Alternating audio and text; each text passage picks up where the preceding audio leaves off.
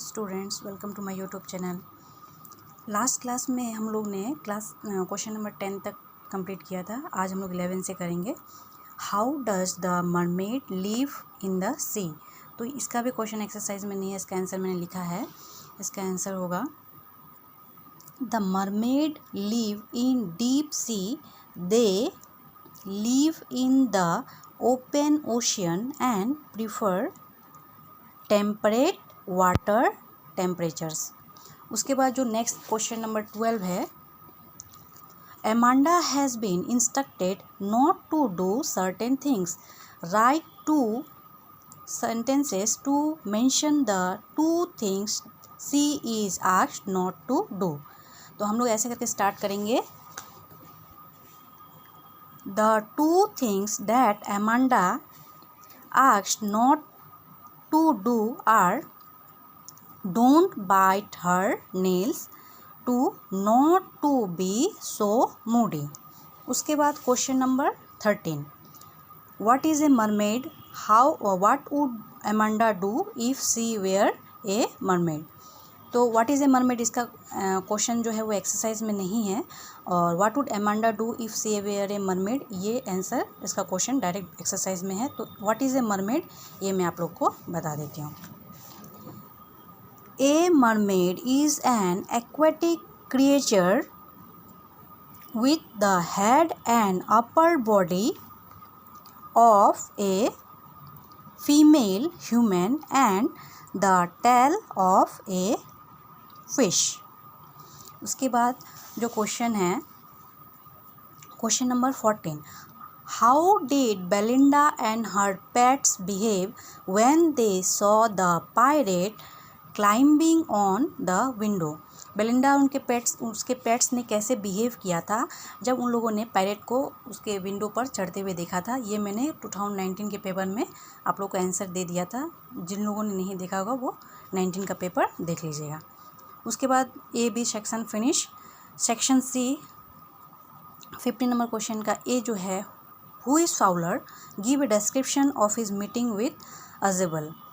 The midnight visitor जो है उससे क्वेश्चन दिया है, फाउलर कौन है और उसका अजेबल के साथ में जो मीटिंग हुआ था, वो अजेबल से मिलने गया था उसके कमरे में, ये सब जो था डिस्क्रिप्शन वो है। तो उसका फर्स्ट मीटिंग कैसा था उसके बारे में लिखना है। इसके और में क्या दिया हुआ है, how did Horace Denby become an assistant librarian in the prison. तो हॉरेस डेनबी जो प्रिजन में वो असिस्टेंट लाइब्रेरियन कैसे बन गया था, क्योंकि उस लेडी ने उसको ट्रिक किया था, उसको बेवकूफ़ बनाया था और उसके बाद वो असिस्टेंट लाइब्रेरियन बन गया था। इसके बारे में आपको वहाँ से आंसर लिखना है। 16, to which town was the young lawyer sent in order to serve summons on Lutkins, how was he befooled by Lutkins himself. तो उस यंग लॉयर को समन देने के लिए कौन से शहर भेजा गया था और उसको लुटकिंस ने कैसे बेवकूफ़ बनाया था, उसके बारे में लिखना है। द हेक ड्राइवर, उससे दिया गया है क्वेश्चन। उसके बाद बी, उसका 16 का B, describe Griffin's first adventure in London. The footprints without feet का है। तो ग्रिफिन का फर्स्ट एडवेंचर जब वो नेक्ड हो गया था, उसके बाद लंदन में उसका जो एडवेंचर्स था, उसने क्या क्या काम किया था, जो साहस जो किया था, उस सब के बारे में यहाँ पे लिखना पड़ेगा। उसके बाद A B C section finish. Section D मतलब grammar. Fill in the gaps with the right determiners. First जो क्वेश्चन है, he is dash European traveller, वो एक यूरोपियन ट्रेवलर है। यहाँ पे ई जो है वो भावेल है, पर हम लोग उसका उच्चारण करते हैं तो ये व्यंजन वर्ण में आता है, इसलिए हम लोग यहाँ पे एन नहीं लिखेंगे, यहाँ लिखेंगे ए। बी है, there is not dash sense in what you are saying, तुम जो बोल रहे हो उसमें कोई सेंस ही नहीं, कोई मीन्स यहाँ पे ऑप्शन होगा सम, एनी, मेनी, और यहाँ पर हम लोग लिखेंगे कोई भी सेंस नहीं है means any. Dash things I need are not available in the store, मतलब क्वेश्चन का मीनिंग है कि मुझे जो चीज़ चाहिए, जो सब वस्तुएं चाहिए वो क्या है, इस स्टोर में, इस दुकान में उपलब्ध नहीं है। तो मुझे जो चाहिए सब, नीड मतलब पूरा।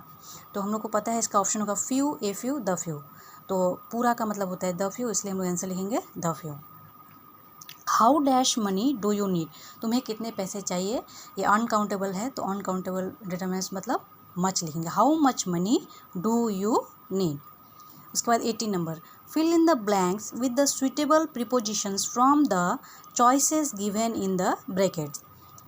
फर्स्ट है the tiger was shoot dead dash a gun. Tiger को किस चीज़ से मारा गया था वो बताने के लिए हम लोग विथ का यूज़ करते हैं, उसे क्या है गन से मारा गया।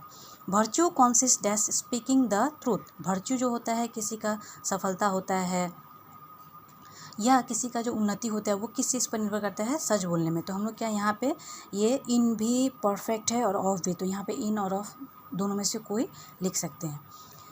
उसके बाद question number C, man does not live dash bread alone on for by. तो हमें पता है कि ब्रेड जहाँ भी हो उसका आगे हम लोग बाय लिखते हैं। मनुष्य क्या है ब्रेड के द्वारा ही या ब्रेड पर ही निर्भर नहीं रह सकता। सिर्फ ब्रेड ही नहीं चाहिए, तो उसको बहुत कुछ चाहिए होता है। Assam is rich. रिच पता है या इन होगा या फोर होगा, हमें उन दोनों में से एक लिख देना है। तो असम क्या है मिनरल्स में धनी है, इसीलिए इन होगा। उसके बाद question number 19, use the correct tense forms of the verbs given in brackets and rewrite the sentences. A number question है When he entered the room, I write a letter. When he entered the room, ये past है।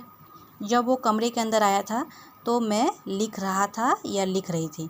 तो दोनों ही past में रहने से एक साथ दो काम होने से हम लोग क्या करते हैं, एक को पास्ट दिया हुआ है, दूसरे को हम लोग पास्ट कॉन्टिन्यूअस में उसको बनाते हैं। तो हम लोग कैसे लिखेंगे, When he entered the room, comma I, past continuous का स्ट्रक्चर सब्जेक्ट प्लस वाज और वेयर, तो I was verb V1 right, write के साथ में हम लोग जोड़ेंगे ING, आई वॉज राइटिंग